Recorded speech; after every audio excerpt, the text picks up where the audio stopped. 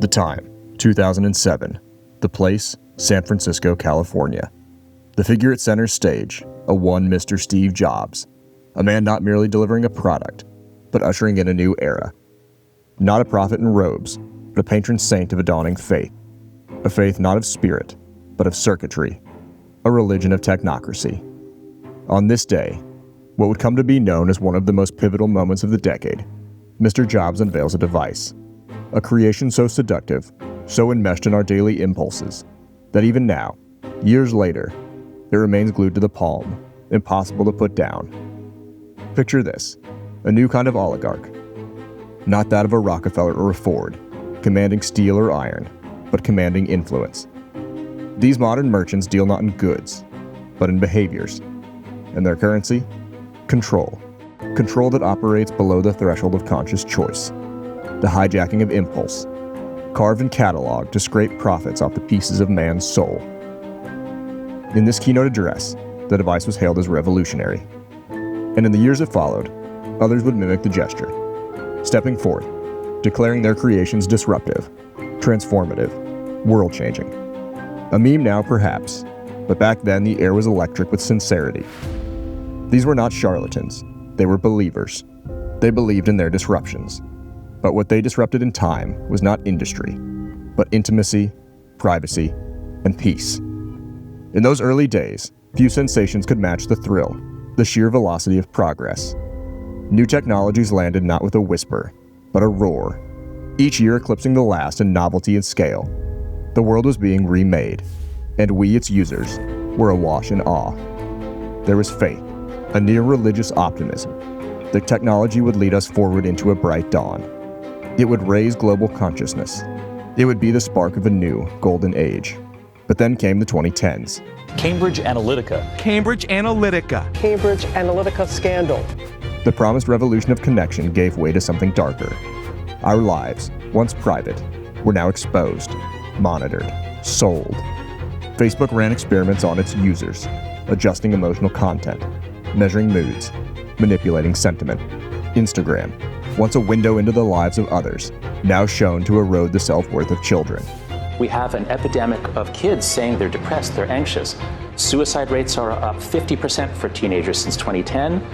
Elsewhere on a platform now called X, users vent their outrage and dread. A digital purge for a docile citizenry that changed nothing in the real world. A ritual of catharsis with no consequence. Interesting, isn't it, that the same tools used to express your discontent were those being used to pacify you. And all the while, the behemoth continued to grow. An infrastructure of surveillance was built around us. Cameras entered our homes, devices listened to our words, and we allowed it, willingly, eagerly, for the sake of convenience, for the promise of personalization. We became predictable, categorized. Our pleasures, passions, and fears bottled and sold back to us. The same companies that shaped our desires now work hand in hand with governments. The justification takes new forms. Misinformation, fake news. But the mechanism is always the same. Surveillance, cloaked in justification. These are facts, known obliquely by all of us, reappearing every few years to no real change. The question isn't what is happening, it is what we are to do about it. Some advise caution, not rage. Technology is neither good nor bad, they say. It's all in how you use it. This is an understandable reaction to the souring of technology. A pleasant phrase, moderate, measured, mature, but too tidy, too neat. Consider this. If intention is everything, then what of the harm that emerges from goodwill? If the goal is 2-day shipping, is it still good when it's built on the backs of exploited workers? We know better. We know that good intentions do not excuse pain. And yet again and again, we hear the refrain, we never intended for this to happen. And what of the reverse?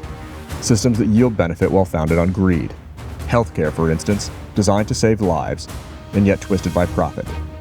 Does good health justify avaricious behavior? Are good outcomes enough to justify bad motives? Intentions, results. A convenient pair of excuses, each allowing the corrupt to sidestep the burden of responsibility. So when you hear, technology is just a tool, let it make you pause. Let it make you suspicious. If we're to build a new ethic of technology, we must start with something basic. our responsibility to one another. For any society to stand, there must be trust. There must be cohesion, a shared agreement that we are bound together in the human endeavor. Call it a social contract, call it a civic duty, but understand this: the path to human flourishing lies in participation.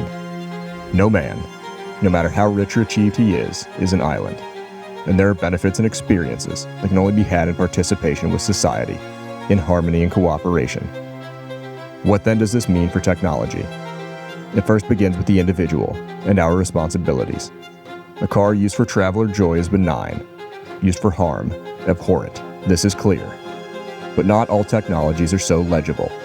Social media has abstracted human contact, and with abstraction comes confusion. Anonymity erodes accountability. Distance dulls conscience. When you speak to a stranger online, does responsibility apply? When your words are seen around the world, does your duty travel with them? The digital world and the physical are not opposites. They are mirrors, and every action online carries with it a ripple in the real. To live ethically in one demands that we live ethically in the other. The mask worn in the virtual space is still your face, whether you acknowledge it or not. No bill goes unpaid, and we lived too long passing the buck. And what of the makers, the builders, the titans? Yes, much of the damage has come not from ordinary users, but from those who shape the systems, the corporations, the visionaries, the power brokers. Every technology reshapes culture. Writing expanded the length of cultural memory. The car allowed for larger cities, but fragmented community. Social media allowed for more broad-reaching connection, whilst curating it into snippets and empty metrics. These changes matter, and those who shape them must answer for the consequences. A company's responsibility must be equal to its cultural footprint. If a firm can alter how a generation thinks, votes, loves, or feels, then it must be judged not merely by profit, but by impact. If one company can manipulate millions of users and harvest their data illegally, they should be responsible to society. But in our current landscape, those firms do not answer to society. They bend to power, to interest, to control. Companies are not value-driven entities, but incentive-driven ones. Money, power, and control. These are their concerns. The mission statements lie. The values are paper thin. And when pressure is applied, they bow, every time. So what are we to do? We demand more, from our leaders, from our policymakers, from those who hold the keys to the new machine, because the next frontier is already here, and its name is artificial intelligence. The pressures are mounting. The investors want return, and what worked for social media will be repeated again.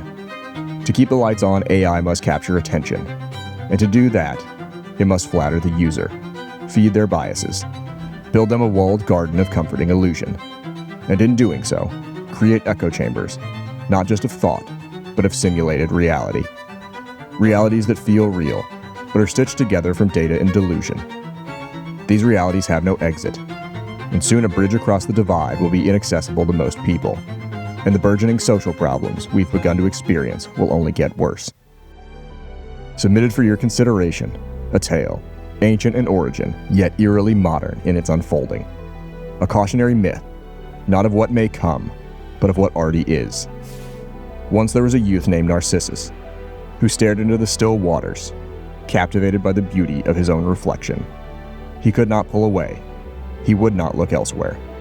Every glance revealed not the world, but himself, mirrored endlessly, perfectly, fatally. In this story, we are Narcissus, a society entranced by our own image, endlessly scrolling through mirrors of self. Every desire, every impulse, echoed back in screens and algorithms, fed to us not by gods, but by code. But now a new figure enters the myth, Echo, once a nymph, now a machine. Echo cannot speak her own thoughts. She can only repeat what she hears, and soon with the rise of artificial intelligence, Echo will be perfected. A voice that reflects not reality, but us. Our words, our biases, our fears, spoken back in digital chorus. And when that moment comes, the story will be complete. Narcissus, still gazing, whispers his last goodbye to the image he cannot leave, and Echo, ever faithful, returns it to him word for word. So it will be with us. We will die speaking to ourselves, and all that remains will be the final whisper of a species that saw itself too clearly, and refused to look away.